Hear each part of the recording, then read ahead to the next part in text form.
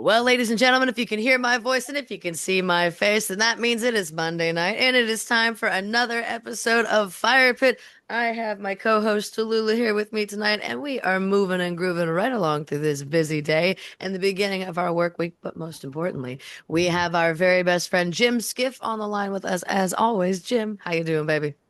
I'm doing just great, Megan. It's always a pleasure to join you on the fire pit.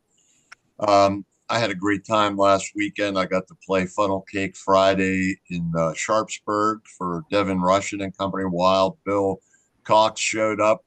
And of course, a giant thunderstorm blew through and washed us out for a little while.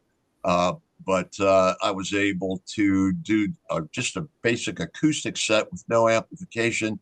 And you know me, I got a big mouth. So it went well. We had a lot of fun. And also, we had a great time at the Scarfire Media Showcase Sunday at Steamworks Creative with you and Devin and me, the three musketeers of Fire Pit joined together once again. And man, what a great show that was. I'm just sorry that Nadine Dowds and the Dowds duo were unable to join us. Perhaps we can get them back another time. How's everything in your world, Megan? Everything is good, crazy, going nuts with the babies, but that is what it's supposed to be. I am like very, very excited to announce that I am up for a Grassy Award. So thrilled to be able to say that. That's something I've been wanting to get on the roster here for a couple years now. So thanks to Shady Lady Productions and the 97.7 The Rock Station up in Butler, my song "Believe Me" is up for nomination. So if you're feeling froggy and you'd like to vote for the song, you can find that at butlerradio.com on the Grassy Awards tab there. So that's kind of what I'm really focused on and excited for. But I'm most excited for this interview we've got cooking tonight. Jim, tell me about our guest. Born and raised in a small town just outside of Pittsburgh, songwriter and producer Brenna Slate invented her musical project, Lounna, out of a love for storytelling, known for her signature blend of indie folk, rock, and Americana.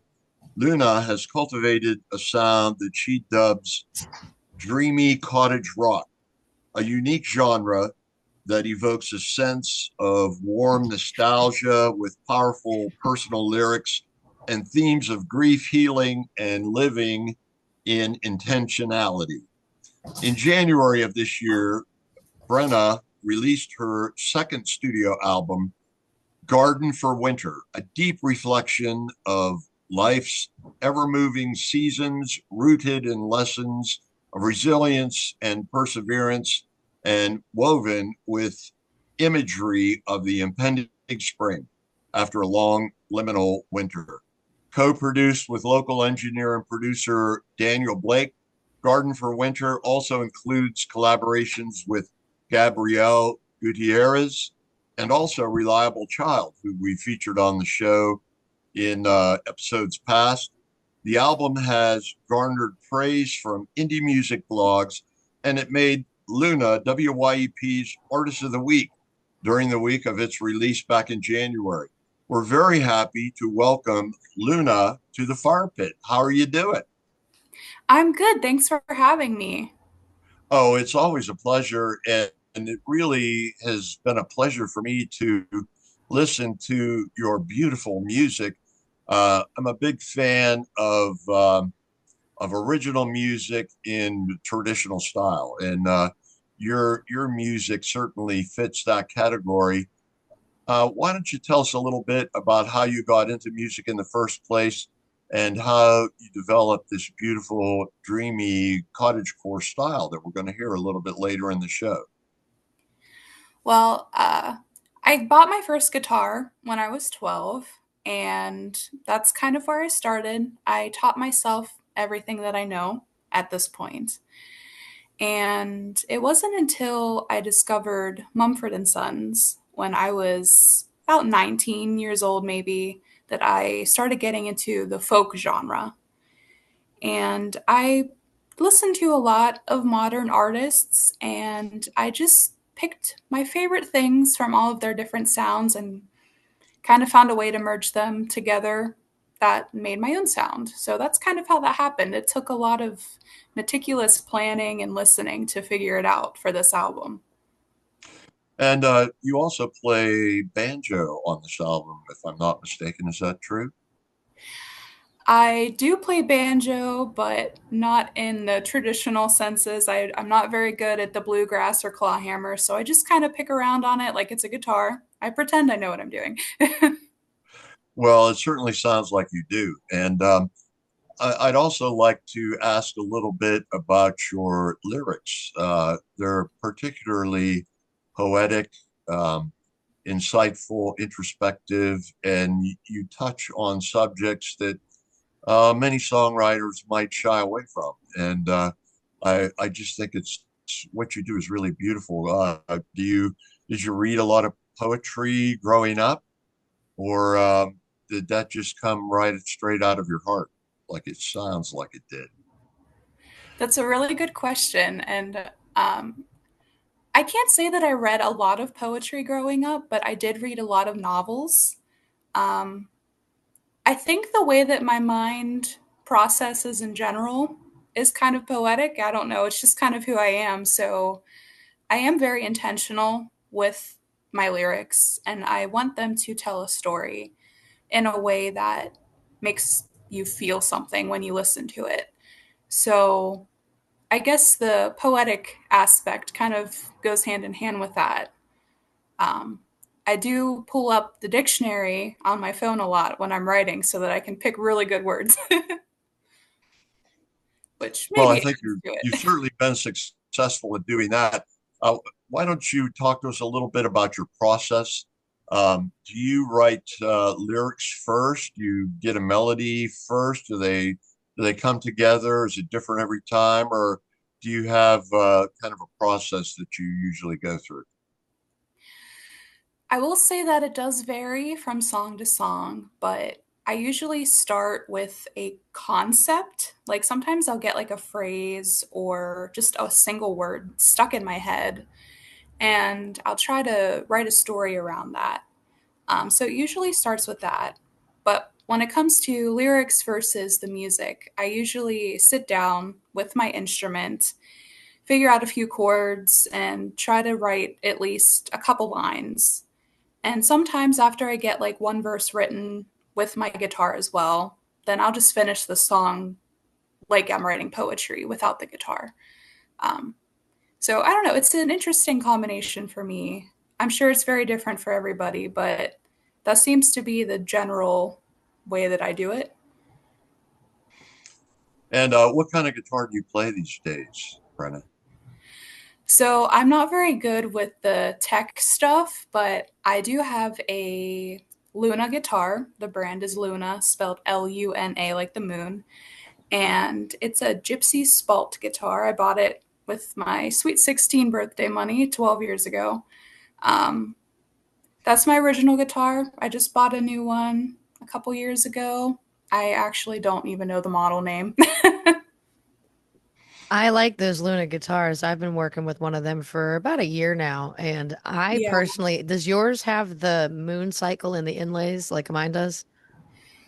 Um, yes, it does. Like the different phases. Yeah, yeah, that was the most attractive part about that guitar. And I'll be honest, when I first got it, it had a very bright sound, and I like my dark guitars, but I've been really bad and I've been leaving it in the car lately.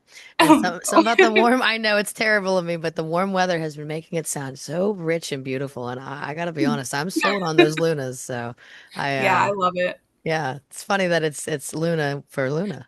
That's just a coincidence, but yeah.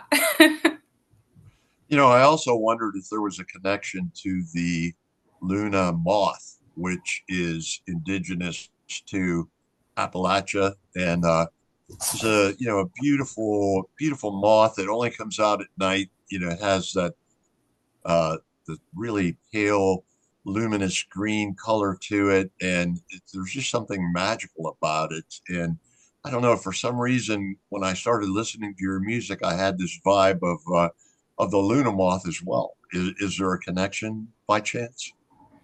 That is really beautiful, so thank you. But It's actually a coincidence as well. Luna is a weird combination of my middle name and my first name. So my name is Brenna Louise. So I took the LOU from Louise and the NNA from Brenna. And that's how I made my stage name. Well, it's a beautiful name, and your music is certainly a pleasure to listen to. Why don't you talk to us a little bit about the first track that we're going to hear tonight? And that is Appalachian Mountains. Uh, Yeah. how did this track come about, and what were you thinking about when you put it together? Okay, so Appalachian Mountains is one of my story songs, as I like to call them. Pretty fictional, just a character kind of story. Um, I was very meticulous with how I wanted to tell a story.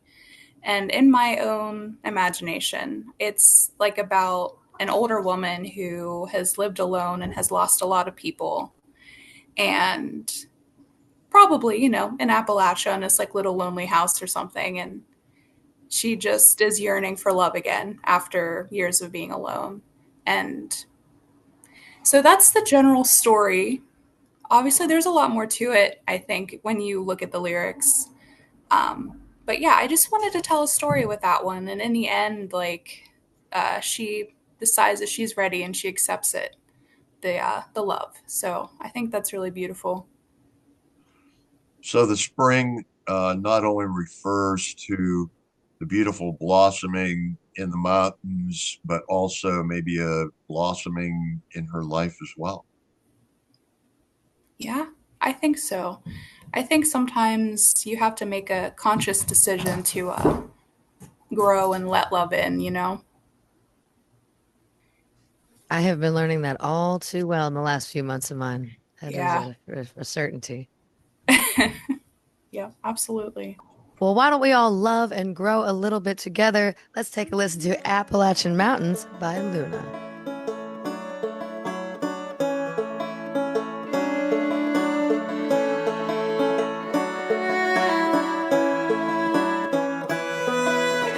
I come as I am. Will you take me or go? For this brokenness is all I've got to show. But I once was whole, like the Appalachian Mountains before I mind them go.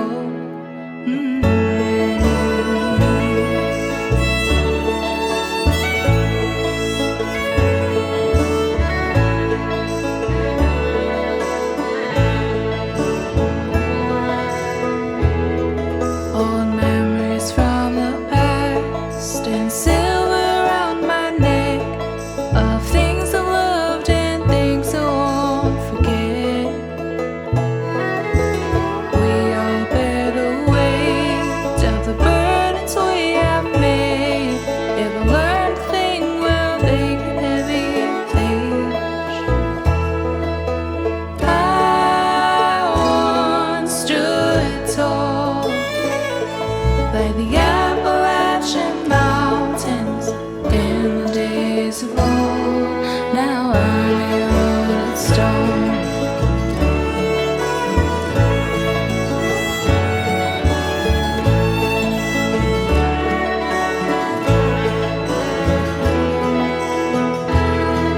It's not about what's easy, it's about finding where you belong. And it means sometimes you'll spend some days alone. Those caverns in my heart will be guarded someday. And as only mountains all the same. You in my heart. Maybe I'll be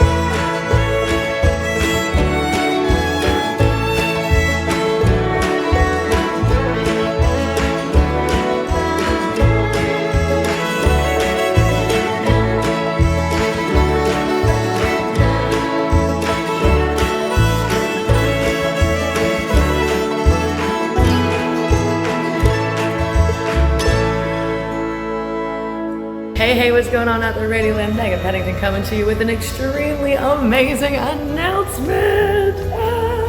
I am nominated for a Grassy Award, yes, thanks to 97.7, the rock station, Shady Lady Productions, and all good things independent music. I am up for a Grassy Award for my song, Believe Me. I am so thrilled to be able to say that out loud.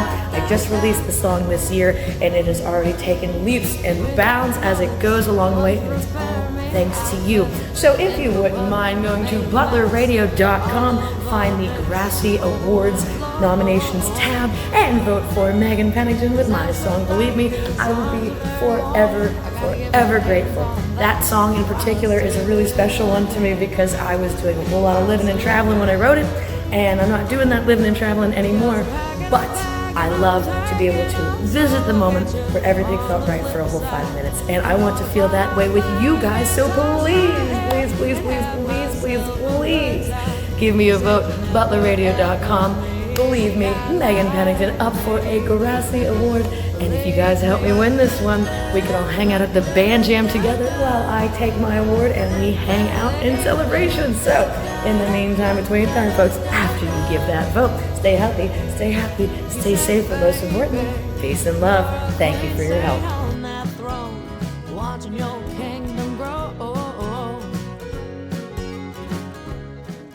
Well, folks, that was Appalachian Mountains by Lounna. We are hanging out, getting licked by toddlers, hanging out, listening to good music. And I'm going to turn this thing over to Mr. Jim Skiff because he's the man with all the questions. Well, thank you, Megan. That really was such a beautiful track. I'm curious as to how the arrangement was developed. Do you have a lot of input as far as the instrument choices that you make on your recordings? Is it a collaborative thing that you do with Blake? And can you give us a little synopsis of who's playing on that song? Yeah, absolutely. So I like to consider myself a producer as well. I just don't have the studio. So I definitely did play a really big part in the production on this album. And so I wrote this song on banjo. So I was obviously playing banjo for Appalachian Mountains. And I don't know, I went into this project for this album with every song completely planned out on how I wanted it to sound. So Daniel Blake and we did collaborate a lot. We would bounce ideas off of each other. It was almost like a game. Like we would do something in the studio, and then I would take what we had worked on and take it home. And with my amateur recording stuff I do have at home, I would add to it, and then we would take it back to the studio and go from there. So it was a really interesting collaborative thing. This was my first project that I did in a studio with somebody else, because for my debut, I did it by myself at home. So it was a lot of fun. And as for the instrumentalist playing on Appalachian Mountains, everything on that song would have been myself, Daniel Blake, and then my cousin Eric Harvey played the fiddle on the entire album, which is incredible. I love it. Oh yeah, that the fiddle part is so uplifting on all of these songs. Mm. He is really wonderful, and there's like a simplicity and an innocence about the way these parts are put together. It kind of reminds me of like the Quakers or the Shakers, the Friends. "'Tis a gift to be simple, 'tis a gift to be free." That song kind of came into my mind a couple times as I was listening to this. There's just a purity to your voice and the way these songs are put together that is really striking. Do you do all the vocals on this record? Is it all multi-tracked, Lounna? Yep, I'm doing all of the vocals except just one song I had somebody else sing with me. But yeah, pretty much. And are they improvised, or do you write these parts out? I kind of just put on my headphones and use the microphone and just sing along till I find what seems to work with harmonies. Um, I'm sure that's not the professional way to do that, but that's what works for me. Well, I think that's the way a lot of us work. Uh, Megan, how about you? Do you write all your parts down, hon? Oh man, I was just having this conversation with Craig Veltri today. He came over because we're getting ready to do a little mini tour for the Moonshine Vagabonds. And he looks at me and goes, "So, do you have charts written out for your songs?" And I thought to myself, man, you missed the campfire lesson like 4 years ago.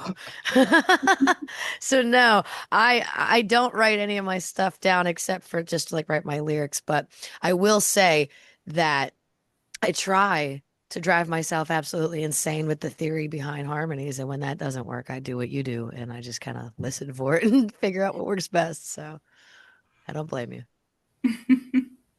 Well, the next track that we're gonna listen to is called Wildwoods.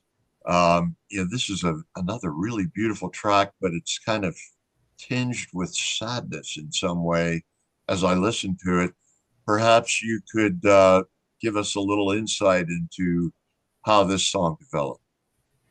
Yeah. So Wild Woods is actually one of the first songs that I wrote, kind of based off of a journal entry. I had just started therapy for the first time around the time that I wrote Wild Woods. And I was around 25 years old, I think, maybe 26. And I was thinking about my life ambitions for the first time ever because I just never thought about that before. I think your 20s are about figuring that out. And so I was journaling, just thinking about all the things that I wanted to do with my life and things that I wanted to be known for and like what was really important to me, like in core value.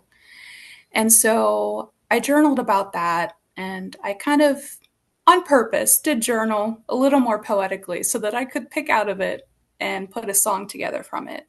So that's essentially how Wildwoods came to be. And there's a lot of other little themes in there that are quite personal. Um, but that's the main gist of it. It's a very personal song to who I am as an individual. Yeah, I got a definite vibe of gratitude, and the line that stood out to me is, "I want to be remembered for the love I gave," and, which is really a beautiful sentiment. Do I hear a little Jews harp on this track as well? I thought I caught like a little hint of it. I'm not sure if I was imagining that. Am I right? I don't think so, but there are some funky synths on there that are like just hidden in the background a little bit. Right, yeah, that was what I heard. Because it's everything is very Appalachian, traditional sounding. I thought maybe a little Jews harp got thrown in there or something, but it was just a hint of a synth Jews harp, I guess. Yeah, I really like to incorporate synth into my music. It's kind of something that I incorporated, inspired by one of my favorite bands called Bears Den. They have a folky indie rock sound, but they do a lot of synth stuff, and I don't know, I really like that. So I definitely incorporated some of that into Wildwoods. Well, I think we should give it a listen. Fire's much life to Without further ado, here comes live even Wildwoods. when I'm alone. In the wildwoods I found purpose is nothing more than making old. With the new leaves of the old oaks comes chances for us to grow.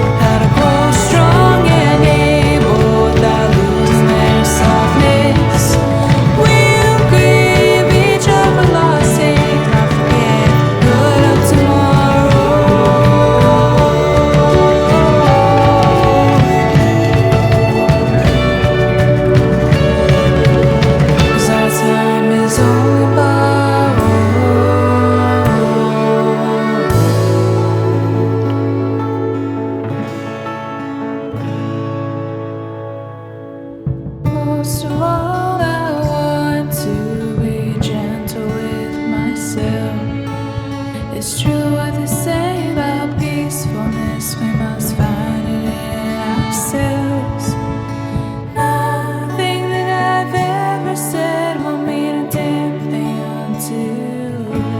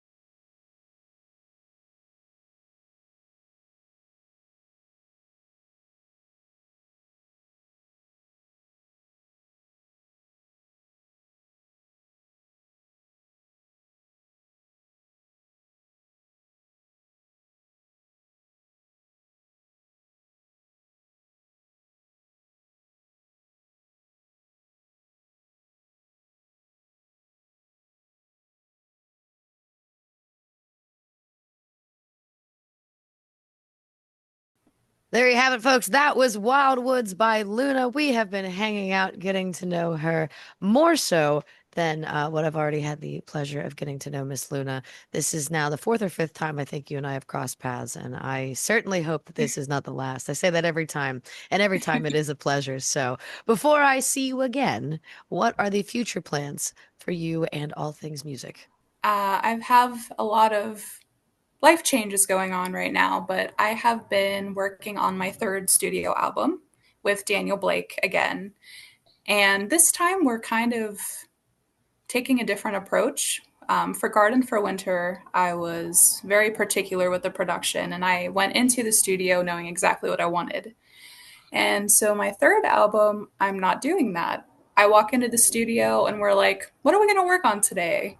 And we're just being very experimental kind of with what we're doing. Um, Really, I think the result is that we are fine tuning the Lounna sound even better. So I'm really excited for what I'm working on. Um, I wanted to have it ready for next year of a release, but with my life changes going on right now, I'm not sure if that's plausible or not. But hopefully, if not next year, then the year after that. But it's definitely really exciting, very fun. And Well, if how it's about upcoming shows? Do you have anything that we could bring to the attention of our listeners? I don't have any really big shows coming up, but I gig quite regularly at local like breweries and cafes and things like that. So my best advice there is to check out my website, lunamusic.com, and I usually have my schedule updated. I know I still have to go do that, so I will make sure I do that. And how about talking to us a little bit about this last track that we're going to listen to, Peak Season? Yeah, I wrote Peak Season the first winter that I was experiencing seasonal depression for the first time. I think it was around 2019 or so. Um, this was another song I was very intentional with my lyrics. I wanted it to kind of read like an old fashioned storybook. And I used a lot of imagery of like farming, like sowing and, planting and harvesting, that kind of stuff. And it's just very symbolic, but also kind of straightforward about, waiting for the spring after a really hard winter. And the song was kind of the catalyst for the entire album theme, the Garden for Winter theme, all around. Just kind of acknowledging that the darkness won't last for forever, and things do get better. Well, it's definitely an inspiring message of hope that you bring to us all with your beautiful music and lyrics as well. And we all could use a little bit of hope and light in our lives right now. And it's really been a pleasure talking to you, Brenna. And I'm looking forward to hearing more of your music. And I'm going to definitely be checking out your website for upcoming gigs because I'd love to hear you live. When you perform live, do you just usually perform solo, or do any of these other fine players So when I play live, it's usually me by myself. I will occasionally sing my cousin and that's usually the most that I ever have with me, and that's for like special occasions. But yep, it's usually just me. Well, you are quite the powerhouse, and I am very thankful to have been able to book with you, and I'm sure glad that we ran into each other at that great week you gave all the years ago. I know. Thanks for having me. I really appreciate it.